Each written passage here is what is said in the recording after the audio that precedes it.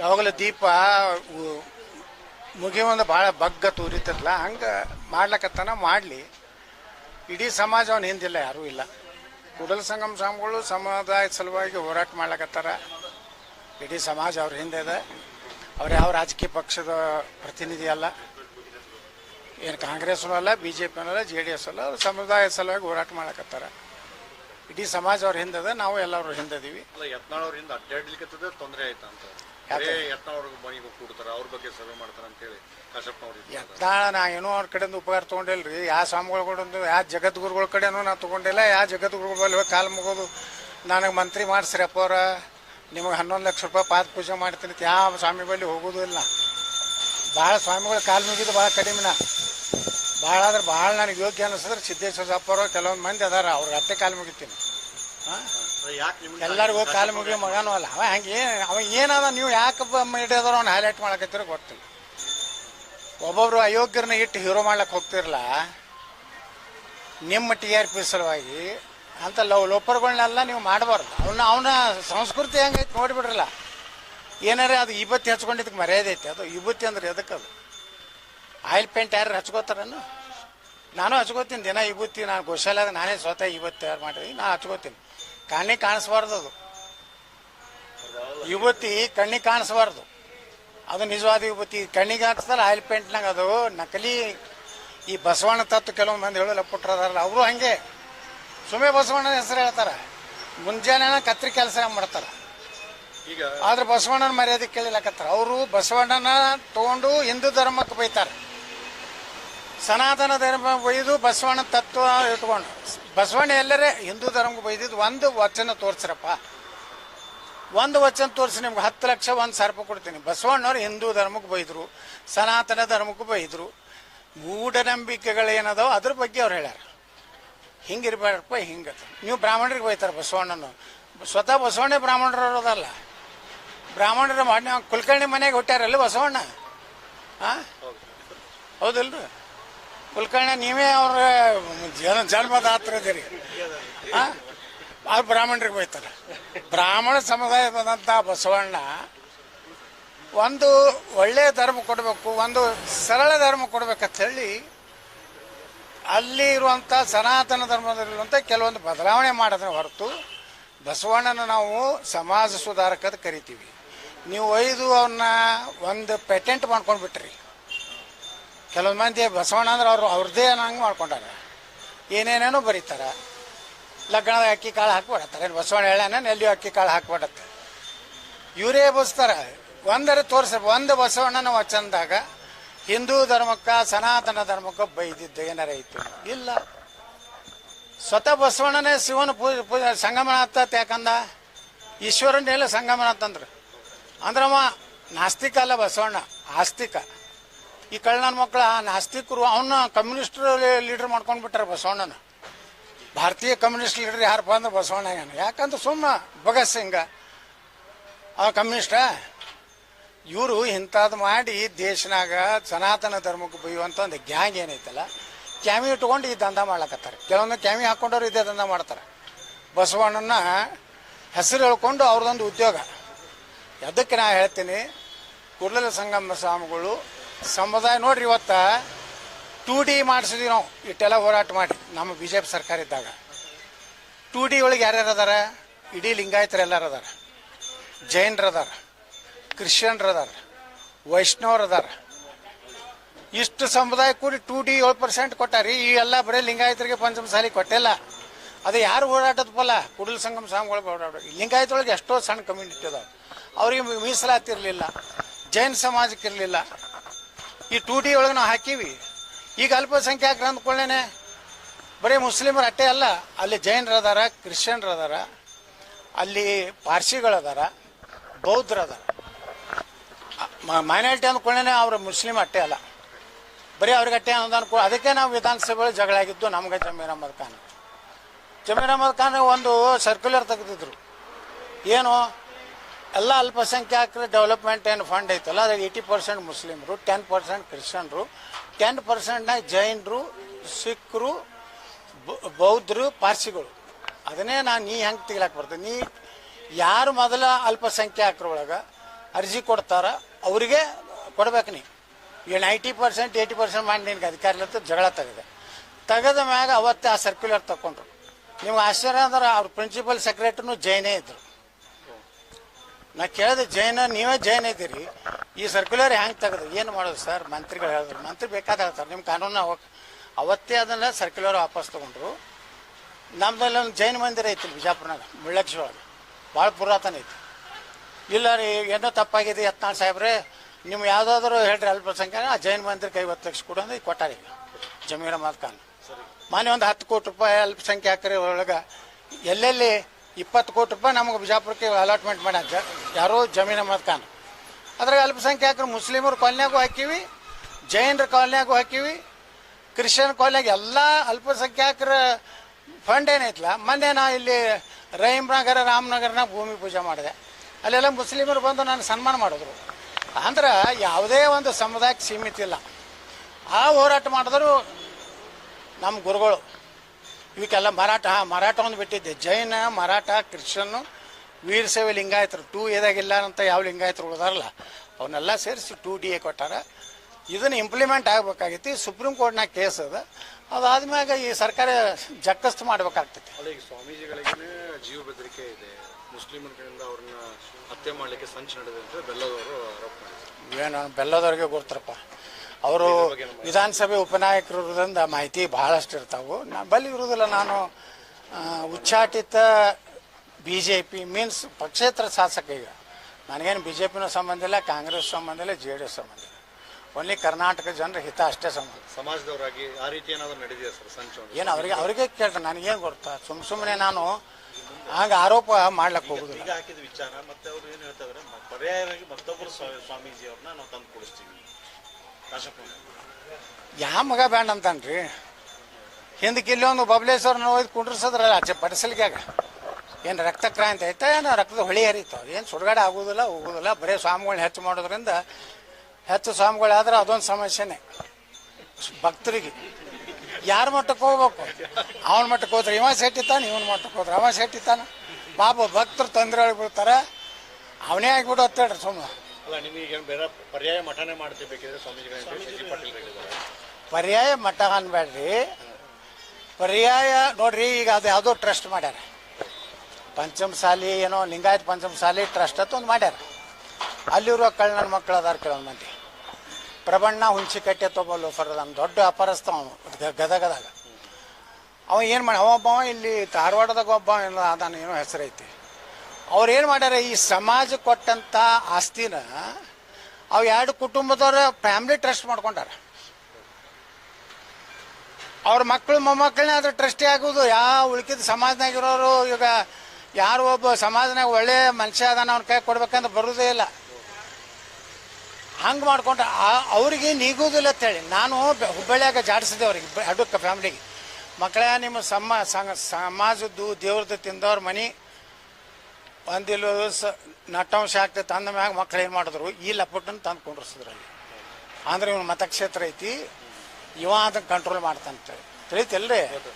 ಇವ ಕಾಯಂ ಅಧ್ಯಕ್ಷ ಇರುವುದಿಲ್ಲ.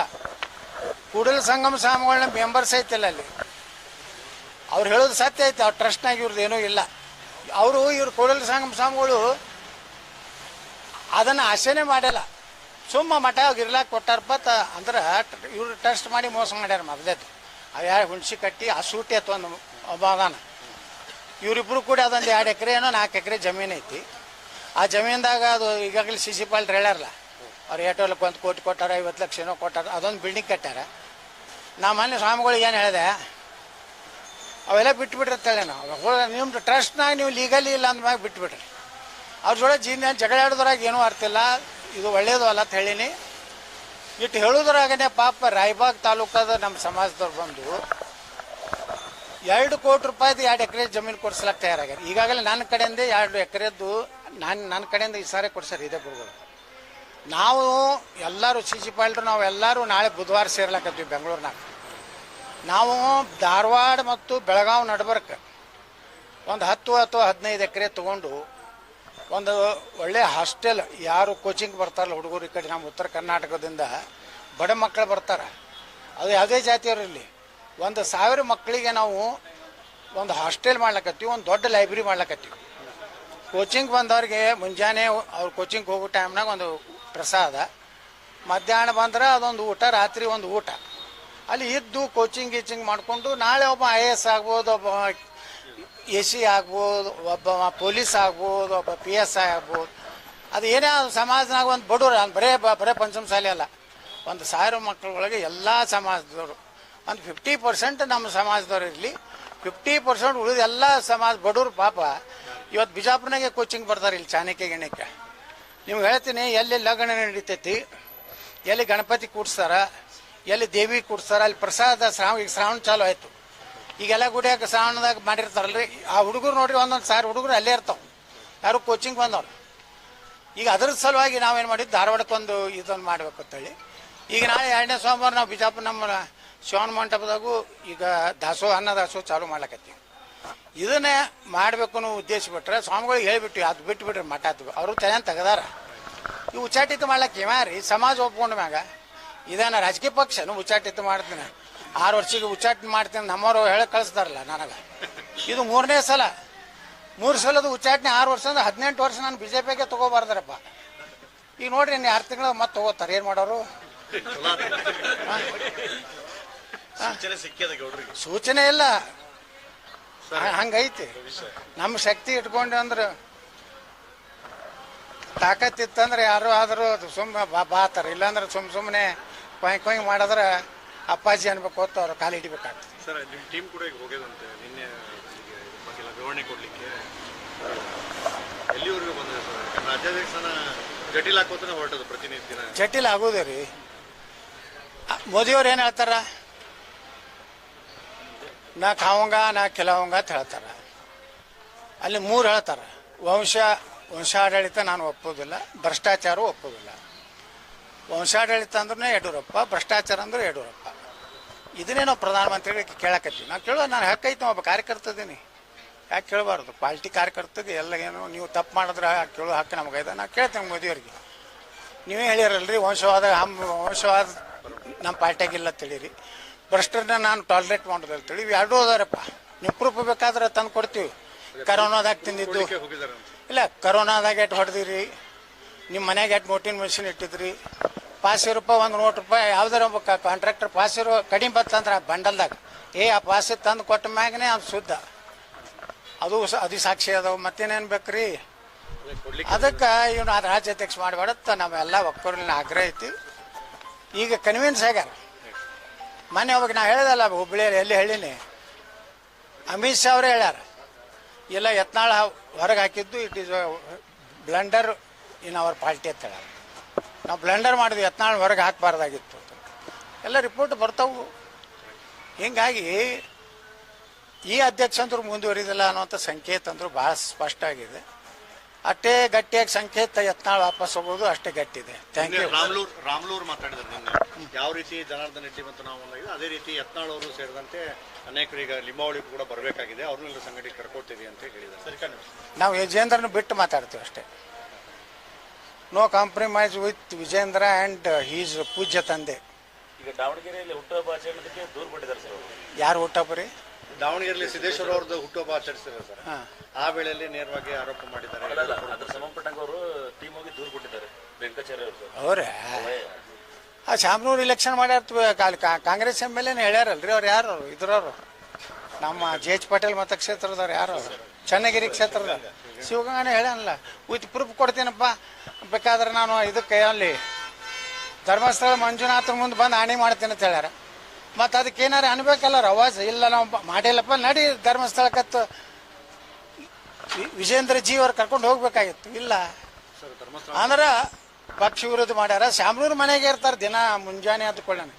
ಇಲ್ಲಿ ದಿನ ಮುಂಜಾನೆ ಶಾಮನೂರು ಮನ್ಯಾಗ ದಾವಣಗೆರೆ ಕಡೆಯವರು ಇರ್ತಾರೆ, ಅಲ್ಲಿ ಬೀದರ್ನಾಗ ಖಂಡ್ರೆ ಮನ್ಯಾಗ ಇರ್ತಾರೆ.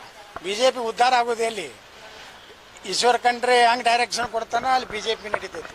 ಇಲ್ಲಿ ಶಾಮನೂರು ಹೆಂಗೆ ಡೈರೆಕ್ಷನ್ ಕೊಡ್ತಾನ ಹಂಗೆ ಮತ್ತೆ ಕನ್ನಡದ BJP ನಡೀತೈತಿ. ಇಲ್ಲಿ ನಮ್ಮ ಬಿಜಾಪುರ ಬಾಲ್ಕೋಟ ನಡೀದಿಲ್ಲ ತಳಿ ನಾಟಕ ಕಂಪ್ನಿ ಅದು ಬಂದ್ ಐತಿ. ಇಲ್ಲಿ ಆದರೂ ಮಾಡ್ತಿದ್ರು ಇವೆಲ್ಲ ಸಂಖ್ಯಾ ಬಳೆ ತೊಗೊಂಡು ಇಲ್ಲಿ ಭೂಮಿ ಪೂಜೆ ಅದು ಮಾಡ್ಲಕತ್ತಾರಲ್ಲ ಒಬ್ರು. ಸರ್, ಈಗ ಅಕ್ರಮ ಬಾಂಗ್ಲಾದೇಶದ ಈ ವಕಫ್ ಮಾದರಿಯಲ್ಲೇ ಹೋರಾಟ ಮಾಡ್ಬೇಕು ಅಂತ ಮಾಡಿದ್ರಿ, ಬಟ್ ಅದು ಅಷ್ಟು ನೋಡ್ರಿ, ನಾವು ವಕಫದ್ದು ಎಷ್ಟು ಅಕ್ಯುರೇಸಿಯಾಗಿ ಅದನ್ನ ಡಾಕ್ಯುಮೆಂಟ್ಸ್ ಕೊಟ್ಟಿದ್ದೀವಿ.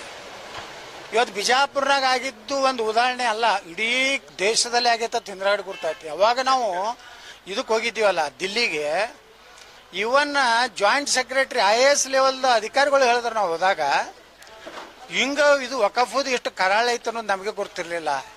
ಅಲ್ಲಿ ಮುಸ್ಲಿಮರದು ಜಮೀನು ಹೊಡೆದಾರವರು ಯಾರನ್ನೂ ಬಿಟ್ಟಿಲ್ಲ. ನಾವು ಬಿದರ್ಕ್ ಹೋಗಿದ್ದೀವಲ್ಲ, ಒಂದು ಹಳ್ಳಿ ಐತದ, ಯಾವುದೋ ಹಳ್ಳಿಗೆ ಹೋಗಿದ್ದೆ, ಹೆಸರು ನಾನು ನೆನ್ಕೊಳ್ಳೋದಿಲ್ಲ. 1500 ಎಕರೆ ಮುಸ್ಲಿಮರದು ಸಹಿತ ವಕಫ್ ಮಾಡ್ಯಾರ. ಅವರು ಬಂದಿದ್ರು ಮುಸ್ಲಿಮರು, ನಮ್ಮ ಜಮೀನು ಹೊಡೆದಾರ್ತೇಳಿ. ಅದು ಅಷ್ಟು ನಾವು ಅಥೆಂಟಿಕೇಟ್ ಆಗಿ ಮಾಡಿದ್ದೀವಿ. ಈಗ ಅವ್ರು ಏನೋ ಮಾಡ್ಲಕತ್ತಾರ, ಹೋರಾಟ ಮಾಡಲಿ, ಸಂದರ್ಭ ಬಂದರೆ ಇದು ರೋಹಿಂಗ್ಯಾ ಮತ್ತು ಬಾಂಗ್ಲಾದೇಶನ ಈ ದೇಶದ ಹೊದ್ದು ಹೊರಗೆ ಹಾಕೇಬೇಕು. ಅದರಲ್ಲೇ ಎರಡು ಮುಲಾಜಿಲ್ಲ. ಕರ್ನಾಟಕ ಸರ್ಕಾರಕ್ಕೆ ಆಗ್ರಹ ಮಾಡ್ತೀನಿ, ಎಂಥವ್ರು ಯಾರು ಅದಾರ ಅಲ್ಲಿ ಯಾದಿ ಮಾಡಿ ಹೊರಗೆ ಹಾಕೋ ಕೆಲಸ ಚಾಲೂ ಆಗ್ಬೇಕು. ಹಾಂ, ಹಿಂದೂಗಳ ಪರವಾಗಿದ್ದರೆ ನಾ ಎಲ್ಲದರ ಭಾಗಿ. ಸರ್, ಈಗ ಧರ್ಮಸ್ಥಳದಲ್ಲಿ ಅನೇಕ ಹತ್ಯೆಗಳಾಗಿದ್ದಾವೆ, ಅದರಲ್ಲೂ ವಿಶೇಷವಾದಂಥ ಯುವತಿಯರ ಹತ್ಯೆ ಆಗಿದೆ ಅನ್ನೋ ಪ್ರಕರಣಕ್ಕೆ ಸಂಬಂಧಪಟ್ಟಾಗ ಈಗ ರಾಜ್ಯ ಸರ್ಕಾರ ಒಂದು SIT ಮಾಡಿ ರಚನೆ ಮಾಡಿ ತನಿಖೆಗೆ ಆದೇಶಿಸಿದೆ. ಅದಕ್ಕೆ ಏನು ನೋಡ್ರಿ, ಇವಾಗ ಏನು ಮಾಡ್ಯಾರೋ ತನಿಖೆ ಮಾಡಲಿಲ್ಲ, ನಾವೆಲ್ಲಿ ಬೇಡನ್ರಿ, ಯಾವುದಕ್ಕೂ ನಾವು ತಕರಾರು ಮಾಡಿಲ್ಲ. ಸುಮ್ಮನೆ ಧರ್ಮಾಧಿಕಾರಿ ವೀರೇಂದ್ರ ಹೆಗಡೆ ಅವ್ರನ್ನ ಕುಟುಂಬ ಅವೆಲ್ಲ ಧರ್ಮಾಧಿಕಾರಿ ವೀರೇಂದ್ರ ಹೆಗಡೆ ಅವ್ರನ್ನ ಅಪಮಾನ ಮಾಡಬೇಕು, ಅವ್ರನ್ನ ಹಸೆ ಮಾಡಬೇಕು ಅನ್ನೋದಿದ್ರೆ ಅದಕ್ಕೆ ನಮಗೆ ಒಪ್ಪಿಗೆ ಇಲ್ಲ. ಏನು ಸತ್ಯದ ಹೊರಗೆ ಬರಲಿ. ಯಾವುದೇ ಒಂದು ವ್ಯಕ್ತಿನ ಅಥವಾ ಒಂದು ದೇವಸ್ಥಾನ ಟಾರ್ಗೆಟ್ ಮಾಡಿದ್ದು ಅಂಥದ್ದು ನಿಮ್ದಿದ್ದರೆ ಅದನ್ನು ನಾವು ಒಪ್ಪಲಿಕ್ಕೆ ತಯಾರಿಲ್ಲ. ಯಾಕಂದ್ರೆ ಸನಾತನ ಧರ್ಮ, ಜೈನ ಧರ್ಮ ಇವುಗಳನ್ನು ಟಾರ್ಗೆಟ್ ದೇಶದಲ್ಲಿ ಮಾಡೋದು ಕೆಲವೊಂದು ಗುಂಪದ. ಅದಕ್ಕೆ ಸುಮ್ಮನೆ ಧರ್ಮಾಧಿಕಾರಿಗಳನ್ನು ಮಧ್ಯ ತರುವಂಥ ಕೆಲಸ ಏನು ಮಾಡ್ತಾ ಇದ್ದಾರೆ, ಇದನ್ನು ಯಾವುದೇ ಪರಿಸ್ಥಿತಿಯಲ್ಲಿ ನಾವು ಒಪ್ಪೋದಿಲ್ಲ. ಯಾವುದೇ ರೀತಿ ಅವರಿಗೆ ತೊಂದರೆ ಆಗೋ ರೀತಿಯಲ್ಲಿ ಅಂದ್ರೆ ಅವರು ಅದ್ರಾಗ ಪಾತ್ರ ಇಲ್ಲ ಅಂತೇಳಿ ಈಗಾಗಲೇ ಸ್ಪಷ್ಟ ಹಲವು ಬಾರಿ ಹೇಳ್ಯಾರ. ಒಬ್ಬ ಧರ್ಮಾಧಿಕಾರಿ ಇದ್ದವರು ನ್ಯಾಯ ಇರೋದೇ ಧರ್ಮಸ್ಥಳದಾಗ. ನಮಗೇನಾರು ಆಯ್ತಂತ ಧರ್ಮಸ್ಥಳದ ಹೆಸರು ತೊಗೋತಾರ ಇಲ್ಲ, ಯಾಕೆ ತೊಗೋತಾರೆ? ಅಲ್ಲಿ ಹೋಗಿ ಮುಟ್ಟಿಬಿಟ್ರೆ ಖಲಾಸ. ಅವೇನಾರು ಸುಳ್ಳು ಹೇಳೋದಂದ್ರೆ ಅವ್ನು ಮುಗಿತತ್ತೆ ತಿಳ್ಕೊ. ರಾಜಕಾರಣದಾಗೂ ಒಬ್ಬ ಮುಟ್ಟಿ ಅದು ಮುಖ್ಯಮಂತ್ರಿ ಹುದ್ದೆ ಕಳ್ಕೊಂಡವ್ರು ಈ ರಾಜ್ಯದಾಗ. ಅದಕ್ಕೆ ಅವ್ರೇನು ತನಿಖೆ ಮಾಡ್ತಾರೆ ಮಾಡಲಿ, ಆದರೆ ಗುರಿ ಮಾತ್ರ ಒಂದು ಧರ್ಮದ ವಿರುದ್ಧ ಇರಬಾರ್ದು ಅನ್ನೋದೇ ನಮ್ದು ಆಗ್ರಹ.